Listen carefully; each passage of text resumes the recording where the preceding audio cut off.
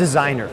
Let's talk about how cool it would be to be a designer. I mean, I'm sure it's a job at some point. They got to sit there and, hit certain targets and hit deadlines and so forth. But how much would you like to sit there and, sketch? He's probably got a story, Phil. I'll have to ask him next time. He's probably got a story about, with his crayons when he was a little kid and drawing lots of boxy cars with wheels on the bottom. So, you know what? He's a lucky guy, and he's working for a company that's really knocking it out of the box.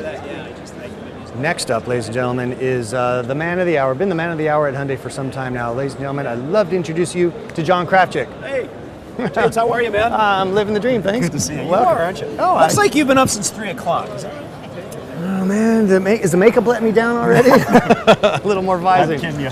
Well, hey, I'm a little punch drunk, so we can have a good time together. Let's have some fun. Hey, listen, I told your associates here, I have never been to a press conference where the owner's manual got applause, or the fuel economy, other than maybe a hybrid or something of that nature. How does that make you feel? I mean, you look like you're enjoying yourself. It was a lot of fun today, and the audience was amazing. And we had 15 Hyundai dealers. I think that explained some of the exuberance. I'm sitting back here, and everybody was applauding. Trust me, great. It was coverage. One of our key messages at this show, James, is hybrids are important, and the electric vehicles we're talking about, they're important.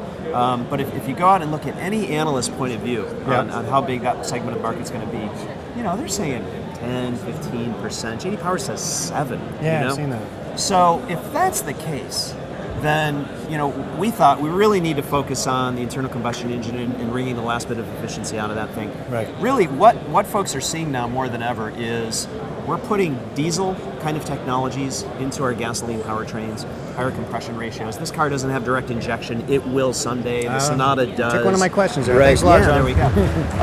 So I think what you're really seeing is the dieselization of the gasoline engine. It's going to make the question, are we going to go diesel or gas, a moot point. Right. It's going to go gas. The infrastructure is going to stay gas. In 10 or 15 years, I think that'll be clear. And we're lightweighting the cars. I mean, this car coming in at 2661. Yeah, there was a gas. You probably didn't hear that like you hear applause, but there was a gas. Pretty amazing number. Yeah. And is there much aluminum in it? Or, I mean, that would be too expensive. Right. That's the key thing is we're doing a lot of this thanks to our own steel plant. As you look at the industry in this dynamic, as a student of the industry, I like this fact. The industry started with guys like Henry Ford saying, you got to own all the pieces of production because you want to control it. So Henry used to make his own steel at the Rouge plant, right? Sure. And he literally had one complex where steel started at one end and out popped Model Ts and Model As at the other end, right? With the passing of time and industry trends, car companies began to kind of de-vertical integrate. They began to remove operations from what they consider to be core. So companies stopped making their own steel.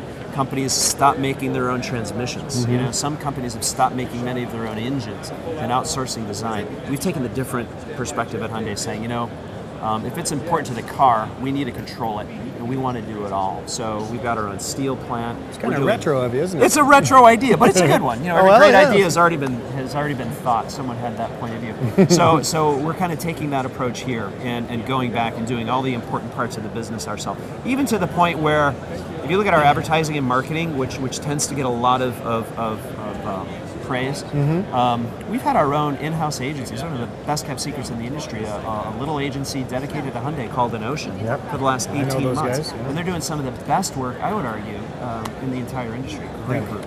Good. Well, as you know, John, we've opened this up to the internet. Questions. And you're the boss man, and so guess what? The questions are starting to pop in. Well, let's see the questions. Let's do the first one. All right.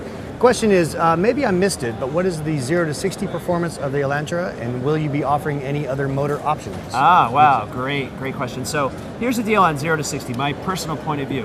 Whenever we do manufacturer's testing, we do it in a very conservative way. We don't do the rolling start that you guys may be familiar with, and I think we put... You're telling secrets now. Yeah, I think we put 7 people and 300 pounds in the trunk too. So anytime I see our 0 to 60 numbers, I say, you know what? I'd rather not say it. I'd rather let Car and Driver or Motor Trend or Automobile or Edmunds, let those guys test it, and then they'll get what they get. So, wait, you'll see. It's pretty good. Okay. It's got a great power-to-weight ratio. When you think about 148 horsepower with just 2,661 pounds and a 6-speed transmission, it has a lot of scoop. I often say, sorry to interrupt, but I often say that a car that is correctly powered, Yeah. but lightweight, is Yeah. more fun than an overpowered car that's, a bit burdened by that extra weight. Yeah, that is my own personal philosophy. Yeah, Well, there's a couple smart guys. This is a car you can just get in, ring the neck of the car, and have a blast exactly. riding. Oh, good. Yeah. Oh, I can't wait. That's good.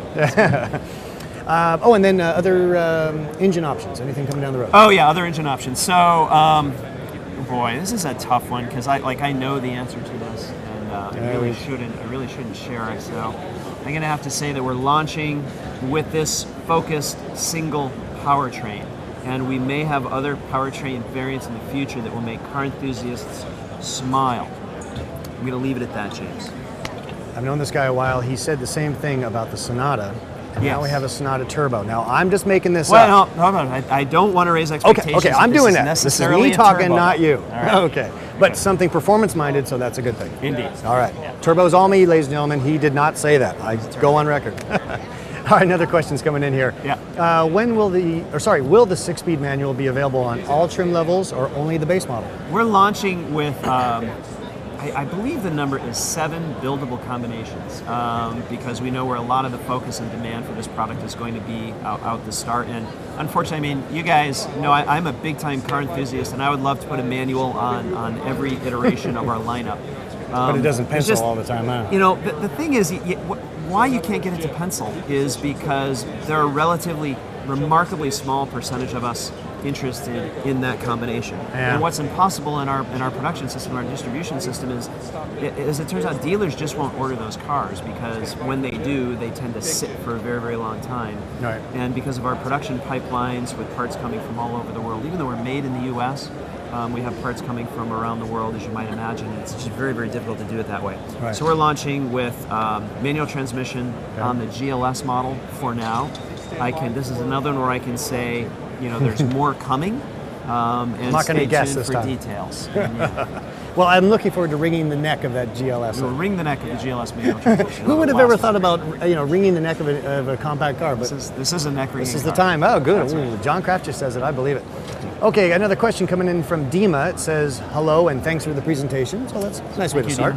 A few questions. What is the price point for a loaded Elantra? Aha. So I'm doing this from memory, but I think if you checked every box, and again, there are only 7 configurations, so the lineup is GLS, we've got manual and automatic, we've got a preferred package and a popular equipment package, and we've got a limited, base limited, which gets you leather seats and a lot of good stuff, and then a premium package that includes navigation. Okay. If you were to get that one, I believe you're around $22,000. Which is, I think, the all-time, all-singing, all-dancing, all-screaming deal for a car with this set of attributes. The fuel economy, the interior space, the emotional design, and all that content. Good. It's great. And I don't know if this matters or not, but so I've got a 17-year-old son. Okay. And because he's the kid of someone who works in the auto industry, we get great deals on cars. We own them for about a year, and we've got great lease deals. Everyone has this in the auto industry. It's one of the great perks of the industry, by the way. Mm-hmm. And so he tried to sell me on a Genesis coupe, which I thought, no, that wouldn't be appropriate. But when he saw the new Elantra, he said, Dad, never mind. Wow. That's the car that I want. So I thought it was pretty cool that a 17-year-old indie hipster like my son would be interested in an Elantra. I thought that was pretty. It was the best focus group research I'd ever seen. Yeah, well, that's outstanding. Well, John, I think we've run out of time. Okay. Thank you so much. It's a real pleasure. James, pleasure to see you. Hey, as I said, with Kelley Blue Book, we are all about identifying value. You guys keep, we're going to be having lots of accolades, I think, for you guys as well soon, because the people that are coming to our site are loving your brand. I'm loving your brand, and you guys keep knocking them out. We love Kelley Blue Book. You guys do a great job. Thanks so much. It's a pleasure. Thank you. Take care. Bye now. All right, ladies and gentlemen. Well, that's all we got time for today. We'll hopefully look forward to doing another one of these soon from another auto show near you. Thank you for the great questions as well. And until next time, until Hyundai has something else great to show us, that's all. January. January. There you got it from the man. Thanks again. We'll see you next time. All right.